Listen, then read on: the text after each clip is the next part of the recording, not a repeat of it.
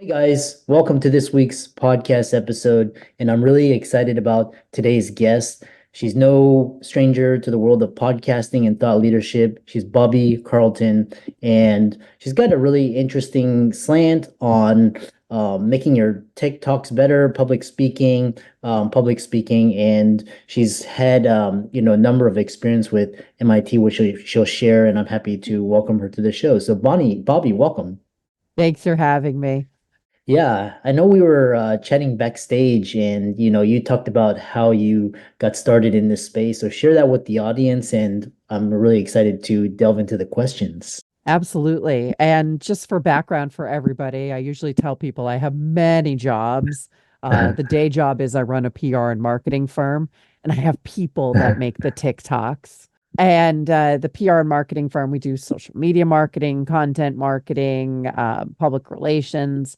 The night job for many years was a an event in the Boston market for startups called Innovation Nights. And then the dream job is Innovation Women. It's an online platform specifically designed for female entrepreneurs, technical people, and professional people to get more visibility that helps drive their careers and their businesses. And yes, I have a little bit of background in the whole area of audio. I started my career in the radio business and I have a degree in broadcasting. Yeah. It's really interesting, because this podcast is also my marketing, and it's quite interesting to learn the tech. Um, so I mean we'll dive right into it and kind of the first question is talk about public speaking and you provided a stage, for people to come and, talk. And so kind of share with the path to empowerment through public speaking and how has your background in radio and public relations influenced your approach to empowering, especially the women entrepreneurs in public speaking? Yeah. And, early on in my career as a public relations person, I headed up global PR for a bunch of big enterprise software companies. And part of my job was to get executives on stage at conferences and events. I kind of feel a little bit like I was part of the problem because the vast majority of my clients and the people I was representing were older white males. And if you're looking on stage at major conferences, events, especially in the tech industry, there aren't a lot of women. Two-thirds of all conference speakers are men. So I Mm. saw that it left women out of all of these amazing opportunities to drive careers, promote businesses, and that's where Innovation Women kind of came from. Yeah, and you're doing a really great service, kind of representing, and this podcast is, representing the healthcare and trying to give healthcare more of a voice, and you're doing the same, which is quite interesting. And next question is, a lot of people they say that the fear of public speaking is one of the number one fears. And so, what common barriers do you see in females facing when it comes to public speaking, and how does Innovation Woman help overcome them? Yeah, so Innovation Women has more than 2,500 women on the platform who have raised their hands and said, I would like to be involved in public speaking. So we don't often actually have the conversations about the fear of public speaking because we have a lot of people who are very interested in getting on stage. It helps them promote their businesses. It helps them advance in their careers. They understand the benefits of public speaking. Now, that said, there are some people who are nervous about public speaking, who consider themselves introverts and see that as a barrier to public speaking. I will tell you, I consider myself an introvert. And, for me, public speaking is something that you do and you get better with practice. So the more you do it, the more you get better at it. And that getting better actually supports your confidence and builds your confidence. One thing about public speaking is the act of public speaking demonstrates confidence to people, but it also helps build it at the same time. When I think about women and public speaking in particular, there are some systemic things that are barriers to women getting on stage. For example, speaking begets speaking. The more speaking you do, the more speaking you will do. And so men, traditionally, more of them have been on stage because they are executives at companies that support them to be up there. So the more they speak, the more they get invitations to speak because people see them on stage. So a lot of times women have to kind of break into those stages, and they have to understand the path to the stage for a lot of conferences and events. It's the call for speakers. It's the way that conferences and events stand up and say, hey, we are looking for speakers, apply here. So if you're interested in public speaking, go looking for those opportunities. Yeah, very well said. And what's interesting is, I'm also an introvert too. And when I first started out, it was really scary, but then you kind of desensitize yourself to it, and you kind of find your niche and your groove. And a lot of people consider public speaking an art. It's very similar to a musician or a singer, no difference than just kind of an artist. So there's an art and way of effectively conveying your message. So, which brings me to my next question: is this art and science of engaging public speaking? And from what's your perspective, what makes a speech truly engaging, impactful? I'm kind of alluding to like TED and TEDx, and very things that just kind of amaze you and leave you inspired. Yeah, and I think TED and the TEDx brands have really helped to popularize public speaking. They are fantastic examples of public speaking that are available to all of us. I don't know if you know it, but there have been more than 50,000 individual TEDx events. And so that is literally dozens and dozens of opportunities on any particular topic. So you can go to the TEDx website and you can watch some absolutely amazing world-class public speaking as an example. And TEDx has a really good model for public speaking.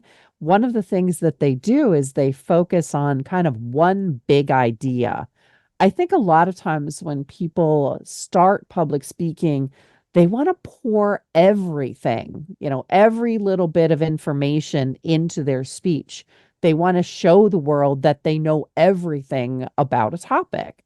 And TED has really done a good job in getting people to narrow down, to focus on one big idea. And I think if you've seen an amazing speech or presentation, that presentation probably has one big idea. So if you're thinking about how to make your own presentations really pop, really amazing, think about that one big idea, then set it aside and then think about, what is it my audience really needs and wants? How can I solve a problem for them? How can I solve their pain?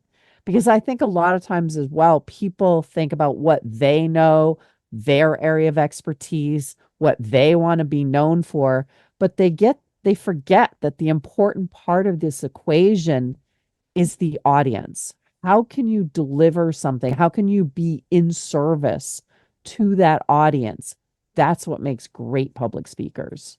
Yeah, and it's so amazing because sometimes on TED, even though you can't attend the real event, it's like I said, YouTube's democratized a lot of the access, so you can really take that in, and you can basically one speaker can talk about one idea, and then the other speaker can talk about the same idea, and you can get two different impressions just the way they present that idea, which is really impactful because the way you talk and how you convey an idea is. One question is, with helping hundreds of women achieve their star turns on stage, what are some key elements people that are interested to get started with public speaking, looking to improve their skills? What should they focus on? And how can you share kind of success stories with how you've helped those women get on stage? Yeah, I mean, our focus is kind of a big focus. We are looking at kind of tipping the gender balance So we're looking at this kind of in mass and quantity, but it is one speaker at a time. We have a Friday morning Zoom call literally every week. We call it Speaker Friends. So, Speaker Friend Fridays, and people get to come on. They practice their 15-second introductions. So, we do very fast-paced introductions. Then we have Q&A and discussion, and anybody can raise their hand and say, I have a question about speaking, about authorship, about marketing myself as a speaker, about marketing my business, about careers in public speaking, about speaking business models. And this discussion, I think, is really unique because I think a lot of speakers don't share their speaker knowledge, like the things that they've learned over time, because speaking is something that people learn and build on, and it doesn't happen overnight. So I think one really good way to think about getting started and perhaps, how you build upon your speaking career is you don't have to be the one person on stage by yourself to be engaging in public speaking. There are all different kinds of public speaking. You could be on a panel. You could be doing a podcast, just like we're doing here today. You could be doing a webinar. You could be a co-presenter. Or, and this is a great way to get started, ask a question from the audience. The next time you go to a conference or an event and you see a great speaker, at the end, they'll often ask for questions and they'll say, okay, I'm finished with my presentation. Do you have any questions? And sometimes there are crickets, right? Like you hear nothing. And you see the speaker kind of deflate a little bit because to them, that means that nobody was interested enough in what they were saying to ask a question. So, what I want you to do is I want you to help that speaker out and I want you to ask a question. And there's something in it for you too. You get to be a public speaker. You're standing up, sharing your name, maybe who you work for, your company name. You're asking an intelligent, well thought out question. Congratulations, you are now a public speaker because you just spoke to the same audience that the people on stage spoke to. And it's just like a really nice way to dip your toe in the water, start getting a little bit of experience, start getting some visibility. And you might find that if you ask a question that contributes to the conversation, it could be a potential path to the stage because you can connect with the event organizers and say, hey, I asked the question after your last speaker was done, and have you ever thought about a presentation on that topic? I'd be glad to volunteer. So I just took you through like a whole bunch of things there, but I think there are lots of opportunities like that. And I do think it's something that helps people wrap their head around themselves as a speaker. So very amazing. The next question is, how do I get on the stage? So one thing is, especially with TEDx, you have to know somebody, the organizer. It's not usually you have a great idea, but usually you have to have somebody that can fight for you to get on that stage. So what do you recommend? Do you recommend, of course, what are the key components to getting on the stage? Networking? Is it platforms? I know there's like, there's sometimes like these platforms that match events with speakers, and a lot of the speakers they know each other through so many different events. So how do you get your foot in the door? Oh, so many different paths. And, Innovation Women, I mean, we're one of those matching platforms. So our database has anywhere between, I don't know, 600 and 800 different speaking opportunities that you can apply for every day. Mm, Also, our speakers have profiles on the platform, so event managers can come in and request them for events. yeah. But if you're thinking about how you get started and get yourself on the stage, I think you need to understand a few things. Number one, there is a basic currency for public speaking at industry conferences and events. It's the call or request for speakers. So if you have an annual event, the call for speakers will probably be issued almost in a year in advance. The organization will put out a request and you fill in a form and you apply to speak. You're going to have a speaker biography. You're going to have an abstract and a title for your talk. You're probably going to put in information like your social media links, a little bit about yourself, some of the takeaways or learnings from your presentation. And you're also going to have to basically tell them why I am the best person for this opportunity or this presentation. And then you're competing, obviously, with other people.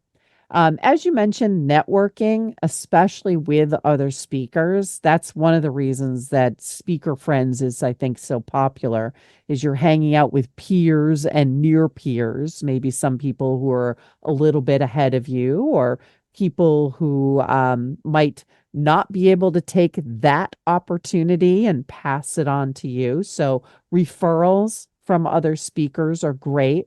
Referrals from successful speaking engagements. Remember, I said earlier, speaking begets speaking. The more speaking you do, the more speaking you will do.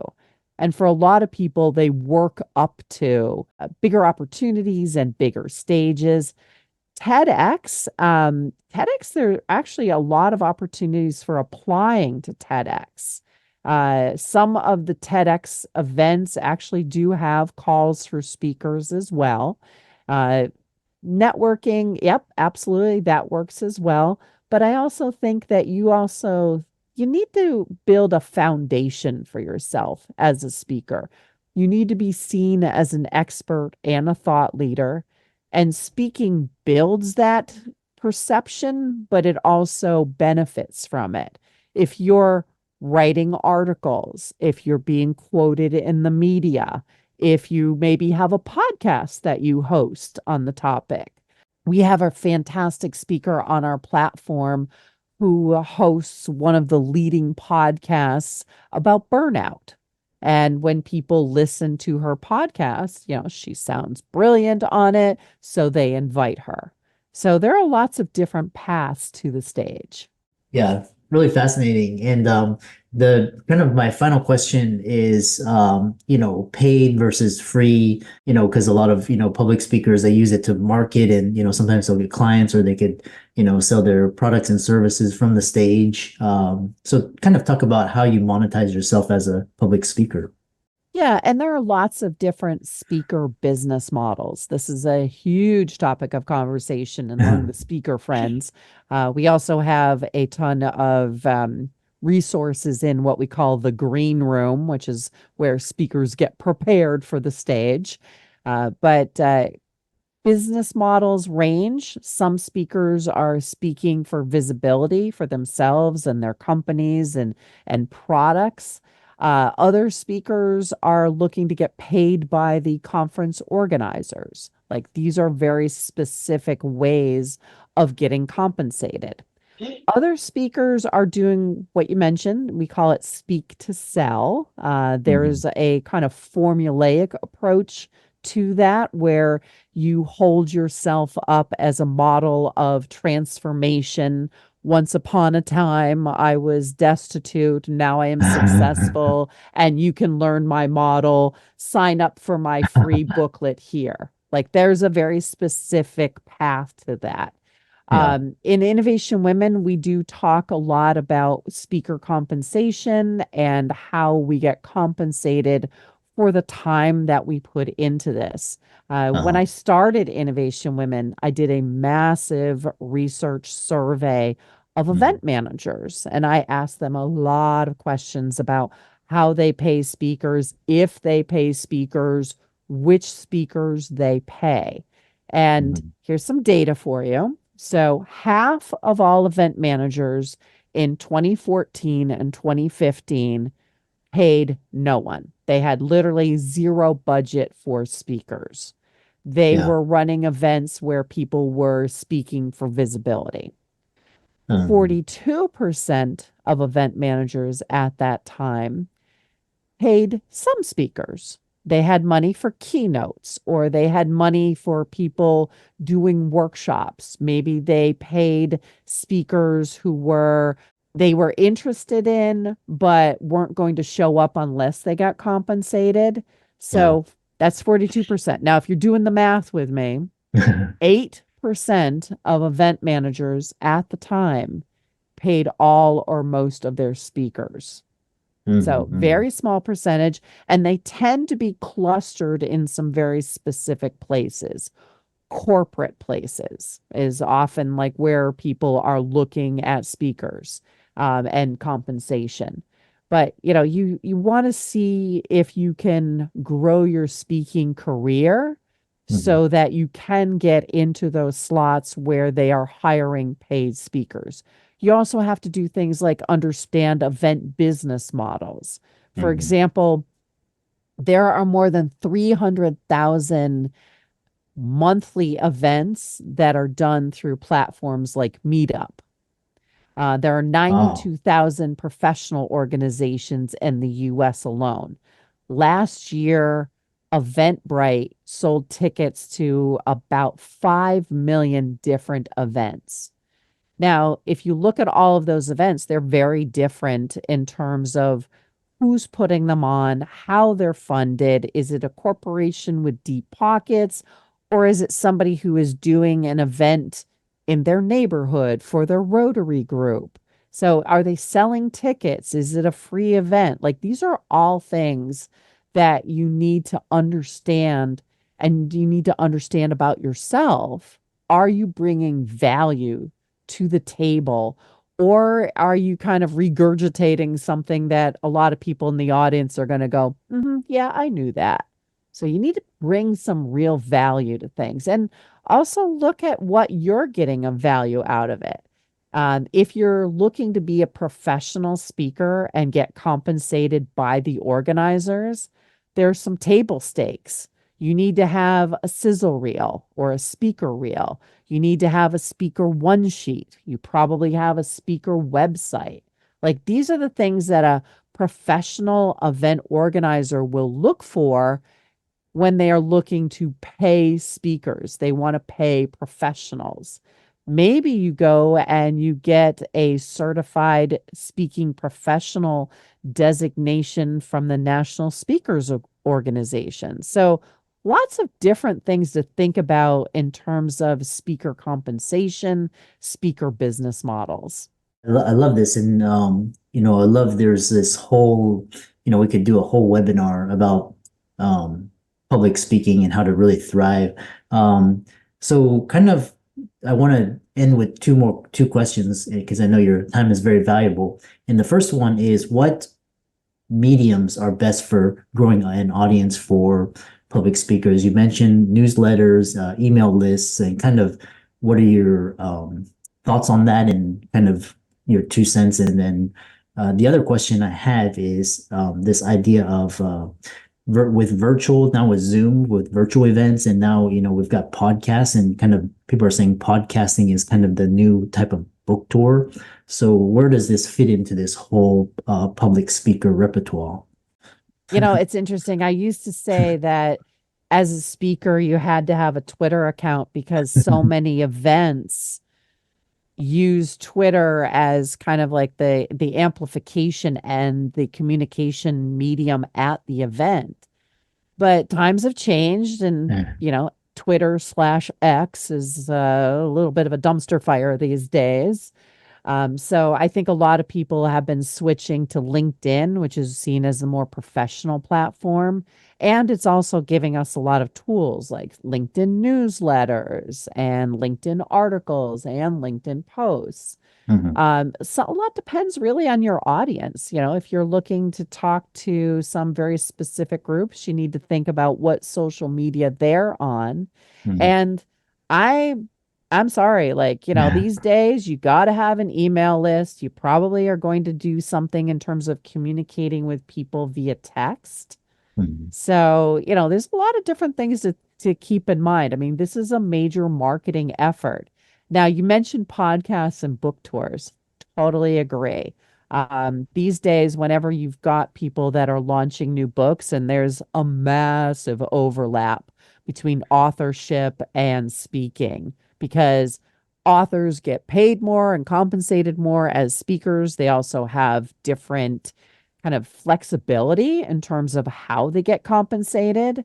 As a speaker and an author, you could go in and say, all right, I will waive my speaking fee if you purchase a book for every member of the audience. Like, you could Yeah. potentially get a much bigger payday that way than your speaking fee. Yeah. So lots of different interesting things around the whole book tour. Yes, absolutely. Like, people now have so much more flexibility in terms of virtual things, whether it's a podcast or a vlog or video interviews or events. So I think we're really seeing, the change that was wrought by the pandemic. People are much more comfortable jumping online for conversations than they used to be. Yeah. It's so because public speaking and basically it's basically social and relationship capital, and you're using different platforms, and now we have there's in person, but now there's virtual, there's social media platforms, and it's basically how you exchange value. And so there's I mean there's so many creative ways to monetize, there's so many creative ways to market your message and get out there. And I know people that they speak in public for free, but that's like their marketing budget. And sometimes they do pick up clients along the way. Yeah. So it's really fascinating. How can people find out more about you? Innovationwomen.com is probably the Mhm. best way to find me. Yeah. And for all the audience out there, let's thank Bobbie for coming on, and be sure to check out all her resources in the links and show notes. Give her a like and follow. Check out her website, resources. And with that, thanks so much for coming on. Thank you.